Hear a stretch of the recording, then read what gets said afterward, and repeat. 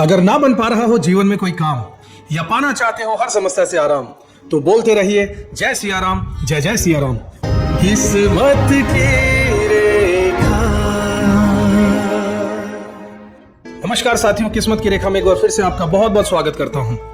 किस्मत की रेखा में एक बार फिर से हाजिर हूं। आज मई के महीने से देवगुरु बृहस्पति, जो कि दूसरी राशि से निकलकर तीसरी राशि में यानी कि जेमिनी में प्रवेश करने वाले, जो एक साल के लिए किसी भी राशि में रहते हैं, उनका गोचर सभी लग्न वालों के लिए कैसा रहने वाला है, इसके बारे में पूरी विस्तार से जानकारी आपको दूंगा।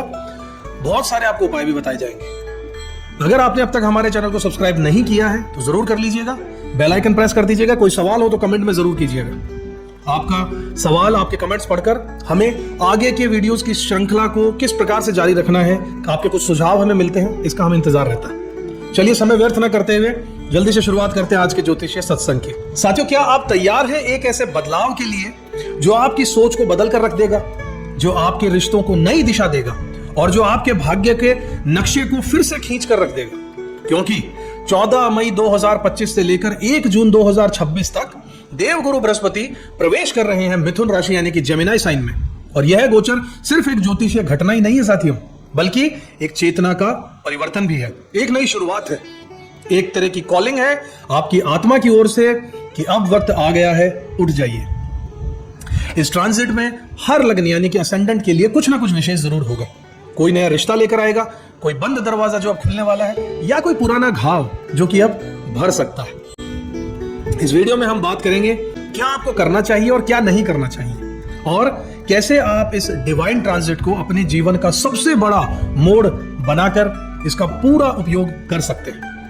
तो अगर आप तैयार हैं अपनी इस चेतना को एक नई दिशा देने के लिए, तो यह वीडियो अंत तक जरूर देखिएगा, क्योंकि गुरुदेव आ चुके हैं और अब आपकी बारी है जागने की और इस पल का, इस अपॉर्चुनिटी का फायदा उठाने की। क्या आपकी लाइफ में पिछले कुछ सालों से कई चीजें अटकी हुई, आपको ऐसा लग रहा है कि चीजें अटक सी गई हैं? क्या आप सोचते हैं कि कुछ बड़ा होने वाला है लेकिन अभी तक वो क्लियर ही नहीं हो रहा है? तो जरा रुक जाइए, क्योंकि 14 मई 2025 से लेकर 1 जून 2026 तक बहुत कुछ खास होने वाला है आपके लिए। जी हाँ, देवगुरु बृहस्पति जो आ रहे हैं मिथुन राशि में, इस गोचर और इसका असर हर एक व्यक्ति पर पड़ने वाला है, चाहे वो मेष का हो या मीन का, चाहे उसका लग्न कुछ भी हो या चंद्र राशि। इस सीरीज में हम बात करेंगे हर एक असेंडेंट पर इस गोचर का डिटेल में असर क्या होने वाला है। लेकिन उससे पहले जरूरी है कि हम समझें कि जुपिटर यानी कि गुरु बृहस्पति देव असल में क्या है, जेमिनी में इनका ट्रांजिट इतना महत्वपूर्ण क्यों है, और इसका आम इंसान की लाइफ पर क्या असर पड़ने वाला है।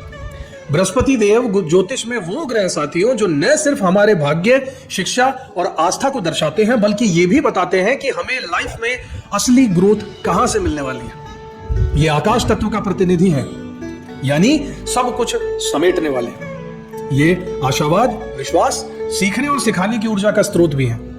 गुरु हमारे पुण्य कर्मों का फल लेकर आते हैं साथियों। गुरु जिस भी भाव में होते हैं वहां पर ज्ञान विस्तार लेकर आते हैं, ज्ञान लेकर आते हैं और ब्रह्म ज्ञान की प्राप्ति देते हैं। अब बात कर लेते हैं मिथुन राशि में इनके गोचर की। अब जरा सोचिए कि एक ऐसा गुरु ग्रह जो गहराई से ज्ञान देने वाला हो, वो जा रहा है मिथुन राशि में, जो खुद ही बुध देव की राशि है, संचार की राशि, कम्युनिकेशन की, नेटवर्किंग की, विचारों की अदला बदली करने से जुड़ी हुई राशि है। यहां जहां पर बुद्धि बहुत एक्टिव रहने वाली है, लेकिन फोकस कभी कभी इधर उधर भी हो सकता है। बुध देव ड्यूअल साइन वाले हैं, भटकाव आ सकता है। इनकी 2 राशियां होती हैं, तीसरी और छठी। अब जब गुरु इस राशि में आ रहे हैं साथियों, तो एक यूनिक सी चीज होने वाली है। हमारे अंदर का जिज्ञासु इंसान जाग उठेगा। हम सीखना चाहते हैं नई स्किल्स, नई भाषा और नई सोच, लेकिन अगर हम सतर्क ना रहे साथियों, तो यही ज्ञान हमें कंफ्यूजन में बदल के हमारी हालत खराब कर सकता है। एक चीज को और समझिए कि ये ट्रांजिट अतिचारी गति में होगा। जी हाँ, जुपिटर इस दौरान तेज गति से चलेंगे, जिसे अतिचारी गति कहा जाता है। और इतिहास गवाह साथियों कि जब भी गुरु अतिचारी हुए हैं, 1918 से 1920 में स्पेनिश फ्लू आया, WW1 एंड मतलब वर्ल्ड वॉर प्रथम का अंत हुआ, 1945 से 1947 में वर्ल्ड वॉर सेकंड का भी अंत हुआ, भारत पाकिस्तान का विभाजन हुआ, 2008 से 2010 ग्लोबल इकोनॉमिक क्राइसिस आया, 2019 से 2021 कोरोना महामारी और लॉकडाउन लगा। इस बार भी 2025 से 2033 के बीच में गुरु की स्पीड में वही असामान्यता रहने वाली है साथियों। मतलब तेजी से बदलाव आने वाले, तेजी से अवसर आएंगे, और अगर आप तैयार नहीं हैं तो मौका छिन भी सकता है। तो यह ट्रांजिट आपके लिए क्या लेकर आएगा? एक जनरल ओवरव्यू की बात करें तो तेज विचारों का दौर आने वाला है। लोग अपने स्किल्स पर ध्यान देना शुरू करने वाले हैं। AI, artificial intelligence, communication, writing, education, YouTube, blogging, tech startup जैसी कई चीजें तेजी से बढ़ने वाली है, जिनमें टेक्नोलॉजी का इन्वॉल्वमेंट है, कम्युनिकेशन का इन्वॉल्वमेंट है, मोबाइल का इन्वॉल्वमेंट है, डिवाइसेस का। साथ ही बढ़ने वाला है कंफ्यूजन, ओवरथिंकिंग और जानकारी की बाढ़ आने वाली है। इंसान को चारों तरफ से डेटा मिलने वाला है। तो क्या करना चाहिए? इस ट्रांजिट में सिर्फ एक ही मंत्र को याद रखिएगा साथियों, ज्ञान को छांटिए, आत्मसात करिए। बहुत तरह की भीड़ आपके सामने आने वाली है कि ये भी सीख लो, वो भी सीख लो, ये सारा डेटा ले लो, वो डेटा ले लो। काम तभी आएगा जब उसमें से आप अच्छे से छटनी कर लें और उसी चीज को पढ़ें, उसी चीज पर अपना समय लगाएं जिससे आप फायदा उठा सकते हो, जो आपके लिए बनी है। व्यर्थ की चीजों में ना पड़िए और अच्छी सी चीज को जो आपके ज्ञान की हो सकती है, अपने काम की हो सकती है, उसकी नॉलेज लीजिए और उसे अपने अंदर आत्मसात करते रहिएगा। तब आप इस ट्रांजिट का पूरा फायदा उठा पाएंगे। तो दोस्तों, ये था इस ट्रांजिट का एक बेसिक सा इंट्रो। अब हम शुरू करते हैं लग्न दर लग्न बृहस्पति के मिथुन राशि में गोचर का पूरा विस्तार से क्या असर रहने वाला है। हर लग्न की डिटेल में एनालिसिस भी करेंगे, मेष से मीन राशि तक। तो अगले पार्ट को जो यहां से शुरू हो रहा है, मिस मत कीजिएगा। अगर ये वीडियो आपको अब तक अच्छा लग रहा है तो लाइक, शेयर, सब्सक्राइब जरूर कीजिएगा। और हाँ, कमेंट में जरूर बताइएगा कि आपके गुरु के इस गोचर से क्या उम्मीद है। बात कर लेते साथियों स्कॉर्पियो असेंडेंट यानी कि वृश्चिक लग्न वाले मेरे साथियों की, जहां उनके लिए यह गोचर कितना गहरा, रहस्यमय और ट्रांसफॉर्मेटिव साबित हो सकता है। हम प्रवेश कर रहे हैं उस लग्न में जो खुद एक रहस्य है। वृश्चिक गहराई है, इसमें परिवर्तन का दूसरा नाम है वृश्चिक लग्न यानी कि स्कॉर्पियो असेंडेंट। और अब जब गुरु खुद आ रहे हैं आपके अष्टम भाव में, तो समझ लीजिए आप खुद 8वीं राशि, आपके 8वें घर में गुरु आ रहे हैं। कितना इंपॉर्टेंट होगा। समझ लिए कि ये ट्रांजिट आप बाकी लोगों के लिए जैसे आसान हवा का झोंका हो सकता है, आपके लिए लेकिन ये एक इंटेंस लेकिन पावरफुल ट्रांसफॉर्मेशन का, रूपांतरण का समय। वृश्चिक लग्न वाले मेरे साथियों, आप वो हैं जो ऊपर से शांत दिखते हैं लेकिन अंदर से ज्वालामुखी है। आपका जीवन हमेशा गहराई, परिवर्तन और आत्म खोज से जुड़ा हुआ होता है। जब गुरुदेव खुद यहां पर आते हैं आपके 8वें घर में, अष्टम भाव में, यह कोई साधारण गोचर नहीं है। यह बाहरी दुनिया से भीतर की ओर उतरने का एक बुलावा, invitation.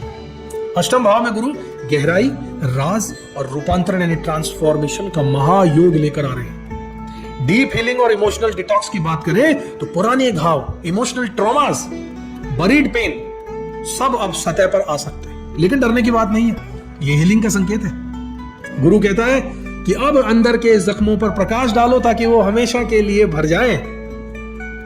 Occult, mysticism, psychology, healing में आपकी रुचि बढ़ सकती है। आप reiki, astrology, tarot card, hypnotherapy, psychology या तंत्रा मंत्रा जैसे विषयों की ओर खिंच सकते हैं और इन क्षेत्रों में मास्टरी भी हासिल कर सकते हैं।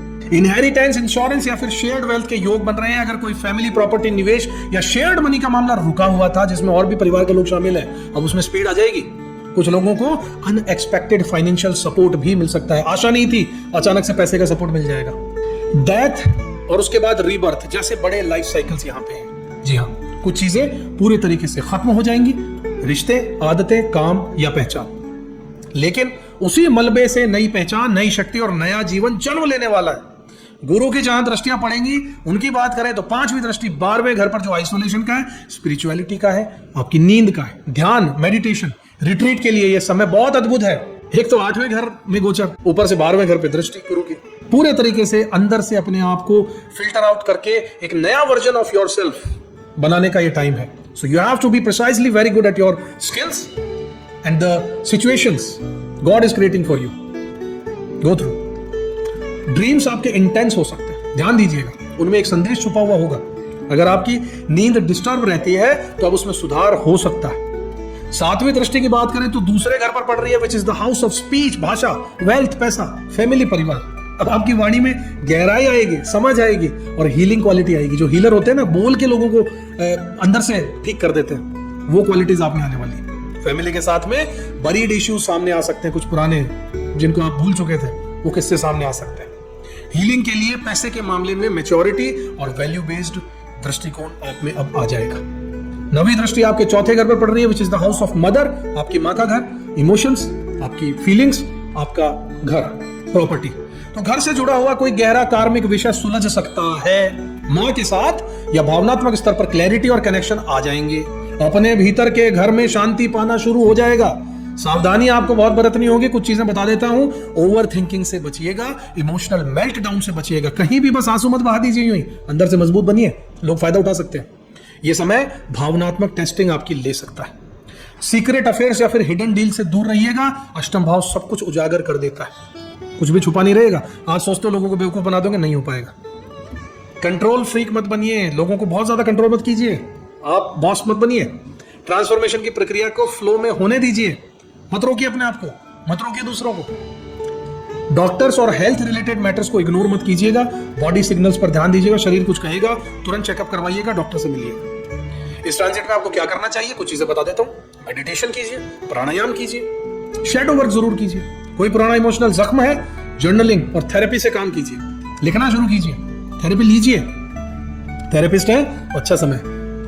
अपनी अंदर की पावर से कनेक्ट अपने आप को कीजिए, खुद को समझिए और अपनाना सीखिए चीजों को। किसी गूढ़ विद्या में सच्ची रुचि हो तो उसमें डुबकी लगा लीजिए इस साल। एस्ट्रोलॉजी हो, ऑकल्ट हो, एनर्जी हीलिंग हो, कुछ भी हो, पार निकल जाएंगे। ये साल बहुत मुश्किल से 12 साल में एक बार आता है। कूद जाइए, बहुत कुछ सीख जाएंगे। फाइनेंशियल प्लानिंग की बात करें तो जरूर आपको करनी चाहिए, खासकर इनहेरिटेंस या फिर शेयर्ड रिसोर्सेज को लेकर के। परिवार से जो संपत्ति की बात है उसका कुछ आपको ध्यान रखना होगा, आपको कुछ मिल सकता है। फटाफट से शॉर्ट में आपको बता दूं कि गुरु का ये गोचर वृश्चिक लग्न वालों के लिए कैसा रहेगा। एक बात तो तय है कि आपके अंदर से ट्रांसफॉर्मेशन, यानी कि जो लाइफ आप अभी तक जी रहे थे उसमें अचानक से कुछ बदलाव आने के संकेत मुझे नजर आ रहे हैं। आपके ऑकल्ट में यानी कि ज्योतिष जैसे सब्जेक्ट में तंत्र मंत्र विद्या में जाने के भी चांसेस बढ़ रहे हैं। परिवार से कोई संपत्ति मिलने के या धन मिलने के योग नजर आ रहे हैं। इंश्योरेंस का कुछ मोटा पैसा आपको मिल सकता है, या फिर इंश्योरेंस सेक्टर में अगर आप काम करते हैं तो आपको पॉजिटिविटी नजर आ सकती है। आपको बस जरूरत है तो अपनी लाइफ में ओवर कंट्रोल से बचने की, यानी कि कुछ चीजें नियति पर भी छोड़ दीजिए।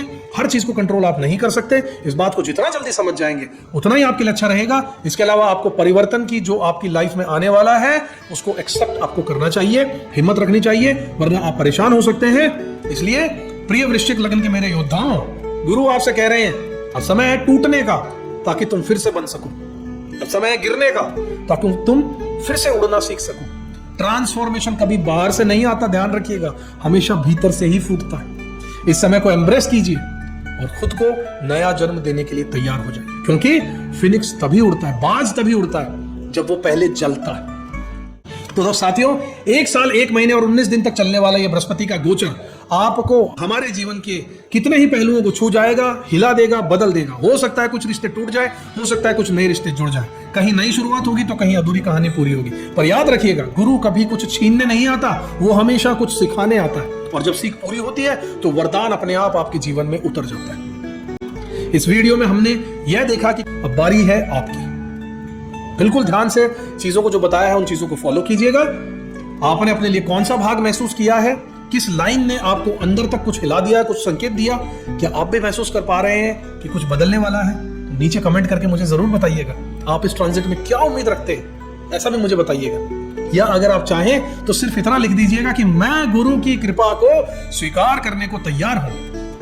वीडियो अगर अच्छा लगा हो तो लाइक कीजिए, शेयर कीजिए, सब्सक्राइब जरूर कीजिए चैनल को। बहुत ही मेहनत के साथ अच्छे वीडियोस आपके लिए लेकर आते हैं। अगर आप चैनल पर नए हैं, सब्सक्राइब जरूर कीजिएगा, क्योंकि ये सिर्फ एक वीडियो ही नहीं था, ये आपके भीतर के ज्ञान का द्वार खोलने की हमारी एक प्रयास थी, जो कि हम समझते हैं, चाहते हैं कि आप बताएं कि ये सफल रहा या नहीं रहा। मैं मिलूंगा आपसे अगले वीडियो में अगली रोशनी के साथ। तब तक के लिए अपना पूरा ध्यान रखिएगा। जय गुरुदेव, जय श्री राम। किस्मत की